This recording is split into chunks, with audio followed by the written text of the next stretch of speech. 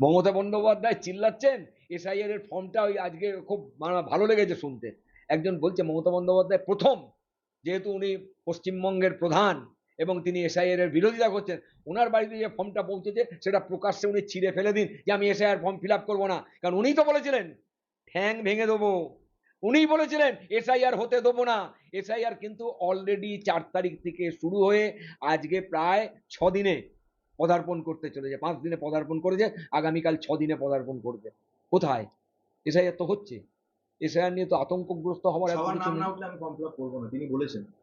দেখুন, সবার আগে জমাও দিয়ে দিয়েছে হয়তো, খেয়ে ভেরিফাই করতে যাবে।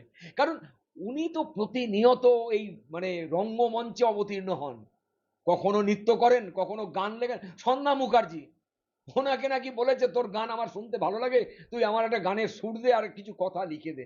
ভাবতে পারেন গীতশ্রী সন্ধ্যা মুখার্জি ওর জন্মের আগে থেকে গান গায়, তিনি প্রয়াত হয়েছেন, তাকে সামনে রেখে এইসব অর্বাচীনের মতো কথা বলে।